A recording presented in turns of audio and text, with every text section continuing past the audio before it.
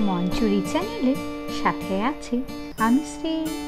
আজকে নিয়ে চলে এসেছি বড় একটি ভূতের গল্প। গল্পের নাম ডাইনি, লিখেছেন তারাশঙ্কর বন্দ্যোপাধ্যায়। তাহলে চলো শুরু করা যাক। কে কবে নামকরণ করিয়াছিলেন সে ইতিহাস বিস্মৃতির গর্ভে সমাহিত হইয়া গিয়াছে, কিন্তু নামটি আজ পূর্ণ গৌরবে বর্তমান। ছাতি ফাটার মাঠে জলহীন ছায়া শূন্য দিগন্ত বিস্তৃত প্রান্তটির এক প্রান্তে দাঁড়াইয়া অপর প্রান্তের দিকে চাইলে ও পারের গ্রাম চিহ্নের গাছগুলিকে কালো প্রলেপের মতন মনে হয়। সঙ্গে মানুষের মন কেমন উদাস হয়ে ওঠে। এ পার হইতে ও পার পর্যন্ত অতিক্রম করিতে গেলে তৃষ্ণায় ছাতি ফাটিয়া মানুষের মৃত্যু হওয়া মোটেই অসম্ভব নয়, বিশেষ করিয়া গ্রীষ্মকালে। তখন যেন ছাতি ফাটিবার মাঠ নাম গৌরবে মহামারীর সমকক্ষতা লাভ করিবার জন্যও লালায়িত হইয়া ওঠে। ঘন ধূমাচ্ছন্নতার মতো ধুলায় একটা ধূসর আস্তরণে মাটি হইতে আকাশের কোল পর্যন্ত আচ্ছন্ন হইয়া থাকে। অপর প্রান্তের সুদূর গ্রাম চিহ্নের সীমারেখা প্রায় নিশ্চিহ্ন হইয়া যায়। তখন ছাতি ফাটার মাঠের সেরূপ অদ্ভুত ভয়ঙ্কর শূন্যলোকে ভাসে একটি ধূসরতা। নিম্নলোকে তৃণচিহ্নহীন মাঠে সদ্য নির্বাপিত চিতাভস্যের রূপ ও উত্তপ্ত স্পর্শ। ফ্যাকাশে রঙের নরম ধুলোরাশি প্রায় 1 হাত পুরু হইয়া জমিয়া থাকে। গাছের মধ্যে এত বড় প্রান্তটার এখানে ওখানে কতগুলি খৈরি ও খেয়াকুল জাতীয় কণ্টকগুল্ম। কোনো বড় গাছ নাই, বড় গাছ এখানে জন্মায় না। কোথাও জল নাই। গোটা কয়েক শুষ্ক গর্ভ জলাশয় আছে, কিন্তু তাহাতে জল থাকে না। মাঠখানির চারিদিকেই ছোট ছোট পল্লী, সবই নিরক্ষর চাষিদের গ্রাম। সত্য কথা তাহারা গোপন করিতে জানে না। তাহারা বলে কোনো অতীতকালে এক মহানাগ এখানে আসিয়া বসতি করিয়াছিল। তাহারাই বিষের জ্বালায় মাঠখানির রসময়ী রূপ, বীজ প্রবণী শক্তি পুড়িয়া খাড় হইয়া গিয়াছে।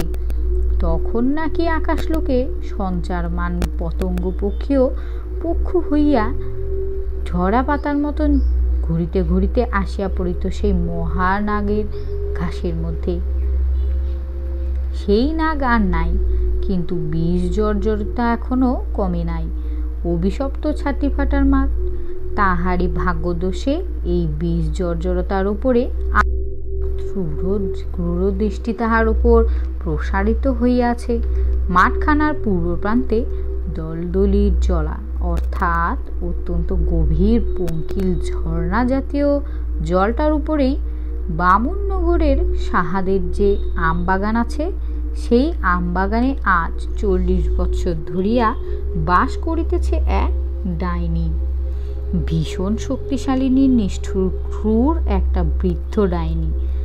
লোকে তাহাকে পরিহার করিয়াই চলে, তবু 40 বৎসর ধরিয়া দূর হইতে দেখিয়া তাহার প্রতিটি ভঙ্গের বর্ণনা তাহারা দিতে পারে।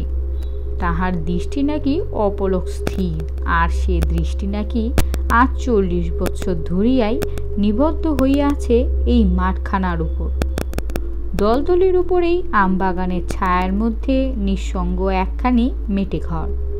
ঘরখানার মুখ ওই ছাতি ফাটার মাঠের দিকেই। দুয়ারের সম্মুখেই লম্বা একখানি খড়ে ছাওয়া বারান্দা। সেই বারান্দায় স্তম্ভ হইয়া বসিয়া নিমেষিত দৃষ্টিতে বৃদ্ধা চাহিয়া থাকে ওই ছাতি ফাটার মাঠের দিকেই। তাহার কাজের মধ্যেও সে আপন ঘর দুয়ারটি পরিষ্কার করিয়া গোবর মাটি নিকিয়া লয়। তাহার পর বাহির হয় ভিক্ষায়। 2-3টি বাড়িতে গিয়া দাঁড়াইলেই তাহার কাজ হইয়া যায়। লোকে ভয়ে ভয়ে বেশি পরিমাণেই দিয়া থাকে সেরখানেক চাল। দোকান হইতে একটু নুন আর সরিষার তেল, খানিকটা কেরোসিন তেল কিনিয়াই আনে। বাড়ি ফিরিয়া আর একবার বাহির হয় শুকনো গোবর ও 2-4টি শুকনো ডালপালার সন্ধানে। ইহার পর সমস্ত দিন সে দাওয়ার ওপর নিস্তব্ধ হইয়া থাকে। এমনি করিয়া 40 বৎসর সে একাই ধারায় ওই মাঠের দিকে চাহিয়া বসিয়া আছে। বৃদ্ধার বাড়ি এখানে নয়, কোথায় যে বাড়ি সে কোথাও কেউ সঠিক জানে না। তবে এই কথা নাকি নিঃসন্দেহে যে 3-4খানা গ্রাম একরূপ ধ্বংস করিয়া অবশেষে একদা আকাশপথে একটা গাছকে চালাইয়া লইয়া যাইতে যাইতে এই ছাতি ফাটার মাঠে নির্জন রূপে মুগ্ধ হইয়াই নামিয়া আসিয়া এইখানে ঘর বাঁধিয়াছে। নির্জনতাই উহারা ভালোবাসে, মানুষের সাক্ষাৎ উহারা চায় না।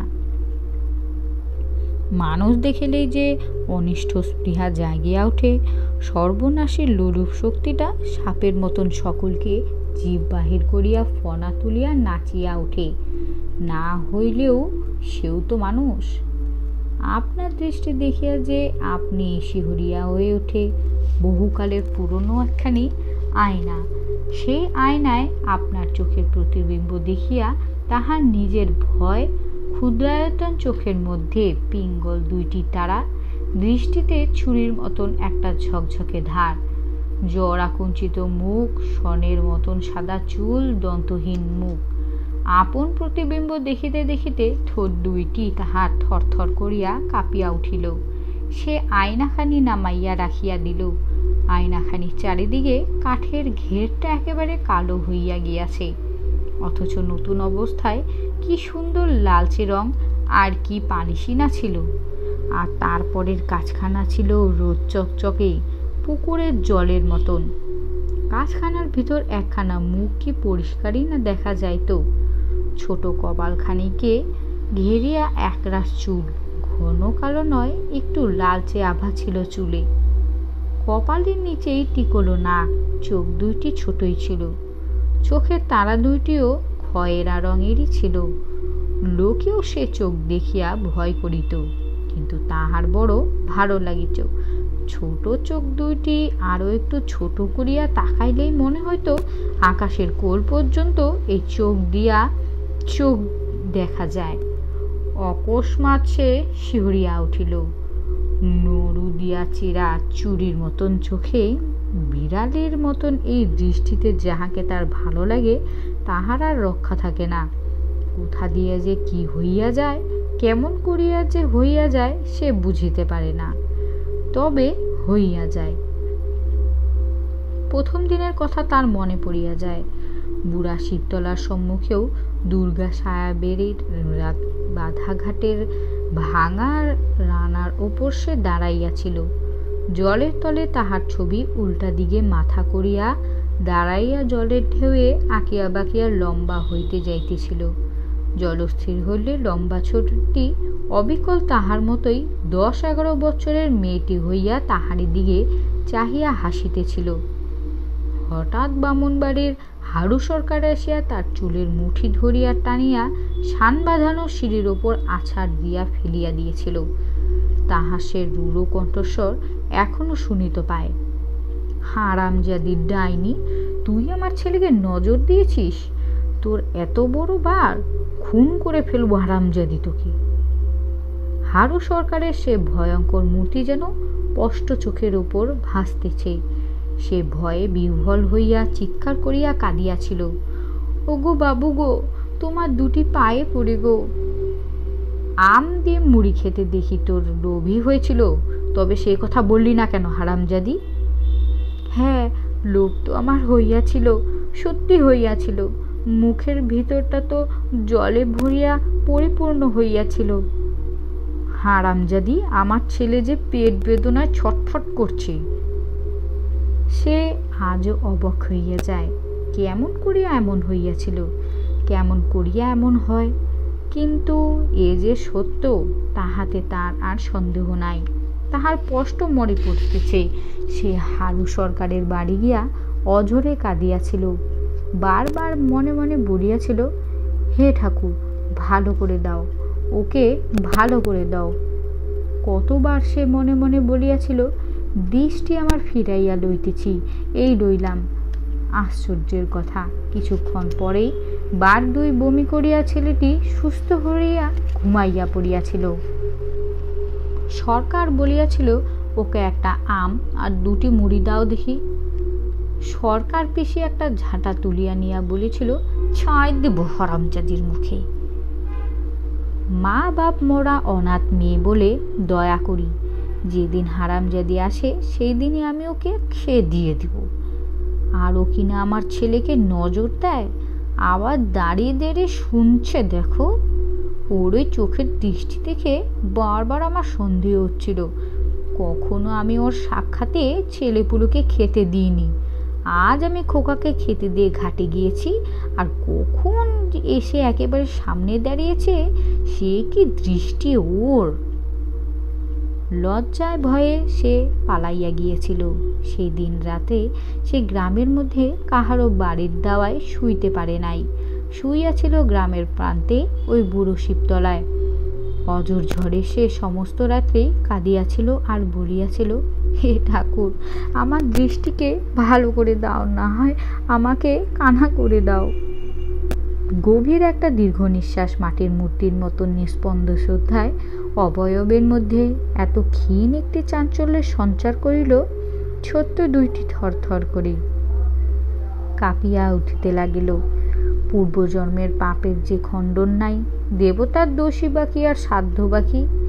বেশ মনে আছে, গৃহস্থের বাড়িতে সে আর ঢুকিবে না ঠিক করিয়াছিল। বাহির দুয়ার হইতেই সে ভিক্ষা চাহিত, গলা দিয়া কথা যেন বাহির হইতে চাইত না। কোন মতে বহু কষ্টে বলিত, দুটা ভিক্ষে পাই মা। হরি বল, কে রে তুই বুঝি? খবরদার ঘরে ঢুকবি নে। না না, ঘরে ঢুকবো না মা। কিন্তু পরক্ষণে মনের মধ্যে কি যেন একটা কিলবিল করিয়া উঠিত, এখনো উঠে। কি সুন্দর মাছ ভাজার গন্ধ! আহা, বেশ খুব বড় বড় পাকা মাছের খানা বোধ হয়। এই এই হারামজাদি বেহায়া, উকি মারছে দেখো সাপের মতো। ছি ছি ছি ছি ছি, সত্যি সে উকি মারিতেছে। রান্নাশালায় সমস্ত আয়োজন তাহার নরুণ চেরাজ ক্ষুদ্র চোখের এক দৃষ্টিতে দেখা হইয়া গিয়াছে। মুখের ভেতর জিভের তলা হইতে ঝর্ণার মতন জল উঠিতেছে। বহুকালের গড়া জীর্ণ বীর্ণ মাটির মূর্তি যেন কোথায় একটা পাইয়া দুলিয়া উঠিল। ফাট ধরা শিথিল গ্রন্থি অঙ্গ প্রত্যঙ্গগুলি শৃঙ্খ অসমগতিতে বিহীন চঞ্চল হইয়া পড়িল। অস্থিরভাবে বৃদ্ধা এবারে নড়িয়া চড়িয়া বসিল। বাঁ হাতের শীর্ণ দীর্ঘ আঙ্গুলগুলির নখাগ্র দাওয়ায় মাটির উপর বিদ্ধ হইয়া গেল। কেন এমন হয়, কেমন করিয়া এমন হয়, সে কথা সারা জীবন ধরিয়াও বুঝিতে পারা গেল না। অস্থির চিন্তায় দিশাহারা চিত্তের নিকট সমস্ত পৃথিবী যেন হারাইয়া যায়। কিন্তু সে আর কি করিবে? কেহ কি বলিয়া দিতে পারে তাহা কি করিবে, কি করিতে পারে? প্রথত হইয়া বসু যেমন করিয়া অকস্মাৎ আ গর্জন করিয়া উঠে, ঠিক তেমনি ই শব্দ করিয়া অকস্মাৎ বৃদ্ধ মাথা নাড়িয়া শনের মতন চুলগুলিকে বিস্খলন করিয়া তুলিয়া খাড়া হইয়া বসিল। ফোকলা মাড়ির উপর মাড়ি হানিয়া চাপিয়া ছাতি ফাটার মাথের দিকে নরুণ চেরা চোখের চিলের মতন হাঁপাইতে আরম্ভ করিল। ছাতি ফাটার মাঠটা যেন ধোঁয়ায় ভরিয়া ঝাপসা হইয়া উঠিছে। চৈত্র মাসের বেলা, প্রথম প্রহর শেষ হইয়া গিয়াছে। মাঠ ভরা ধোঁয়ার মধ্যে ঝিকিমিকি ঝিলমিলের মতন কি একটা যেন ছুটিয়া চড়িয়াছে। একটা ফুৎকার যদি সে দেয়, তবে মাঠের ধুলা রাশি উড়ে আকাশময় হইয়া যাইবে। ওই ধোঁয়ার মধ্যে জমাট সাদার মতন ওটা কি নড়িতেছে যেন? মানুষ, হ্যাঁ মানুষই তো। মনের ভিতরটা তাহার কেমন করিয়া উঠে। ফু দিয়া ধুলা উড়াইয়া হি হি করিয়া পাগলের মতন হাসিয়া একটা অবোধ নিষ্ঠুর কৌতুক তাহার মনে জাগিয়া উঠিতেছিল। দুই হাতে মুঠি প্রাণপণ শক্তিতে শক্ত করিয়া সে আপন উচ্ছল মনকে শৃঙ্খলাবদ্ধ করিবার চেষ্টা করিল। না না না, ছাতি ফাটার মাঠে মানুষটা ধুলোর গরমে শ্বাসরোধ ঘনত্বে মরিয়া যাইবে না, ওদিকে আর সে চাইবেই না। তাহার চেয়ে বরং উঠানটায় আর একবার ঝাঁট বুলাইয়া ছড়াইয়া পাতাগুলি কাঠকুটোগুলিকে সাজাইয়া রাখিলে কেমন হয়? বসিয়া বসিয়াই সে ভাঙিয়া পড়িয়া দেহখানকে টানিয়া উঠানে ঝাঁটা বুলাইতে শুরু করিল। জড়ো করা পাতাগুলো ফটফট করিয়া অকস্মাৎ সর্পিল ভঙ্গিতে ঘুরভাগ খাইয়া উড়িতে আরম্ভ করিল। ঝাঁটার মুখে টানিয়া আনা ধুলার রাশি তাহার সহিত মিশিয়া বুড়িকেই যেন জড়াইয়া ধরিতেছিল, মুখ চোখে ধুলা মাখাইয়া তাহাকে বিব্রত করিয়া তুলিল। দ্রুত আবর্তিত পাতাগুলো যেন সর্বাঙ্গে প্রহার করিতেছিল। জরাগ্রস্ত রুমহীন আহতা মারজারির মতো ক্রুদ্ধ মুখভঙ্গি করিয়া বৃদ্ধা আপন হাতের ঝাঁটাটা আস্ফলন করিয়া বলে উঠিল, বেরো বেরো বেরো। বারবার সে ঝাঁটা দিয়া বাতাসের ওই আবর্তটাকে আঘাত করিতে চেষ্টা করিল। আবর্তটা মাথের উপর দিয়া ঘুরপাক দিতে দিতে ছুটিয়া গেল। মাঠের ধুলা হু হু করিয়া উঠিয়া ধুলা একটা ঘুরন্ত স্তম্ভ হইয়া উঠিতেছে। শুধু কি এটা? এখানে ওখানে ছোট বড় ঘূর্ণন পাক উঠিয়া পড়িয়াছে। মাঠটা যেন নাচিতেছে, একটা যেন হাজারটা হইয়া উঠিতেছে। একটা অদ্ভুত আনন্দে বৃদ্ধার মন শিশুর মতন অধীর হইয়া উঠিল। সহসা যেন নুজা দেহে উঠে দাঁড়াইয়া ঝাঁট শুদ্ধ হাতটা প্রসারিত করিয়া সাধ্য মতন গতিতে ঘুরিতে আরম্ভ করিল। কিছুক্ষণের মধ্যে সে তুলিতে তুলিতে বসিয়া পড়িল। পৃথিবীর এক মাথা উঁচু হইয়া তাহাকে যেন গড়াইয়া কোন অতলের দিকে ফেলিয়া দিতে চাইতেছে। উঠিয়া দাঁড়াইবার শক্তিও তাহার ছিল না। ছোট্ট শিশুর মতন হামাগুড়ি দিয়া সে দাওয়ার দিকে অগ্রসর হইল। দরুণ তৃষ্ণার গলা পর্যন্ত শুকাইয়া গিয়াছে। কে রইছ গো ঘরে? ও গো, জলে পচা নরম মরা ডালের মতন বৃদ্ধা বাঁকিয়া চুরিয়া দাওয়ার একাধারে পড়িয়াছিল। মানুষের কণ্ঠস্বর শুনিয়া শুনতে কোনো রকমে মাথা তুলিয়া সে বলিল, কে? ধূলি ধূসর দেহে শুষ্ক পাণ্ডুর একটি যুবতী মেয়ে বুকের ভিতর কোনো একটা বস্তু কাপড়ের আবরণে ঢাকিয়া বহু কষ্টে আঁকড়াইয়া ধরিয়া আছে।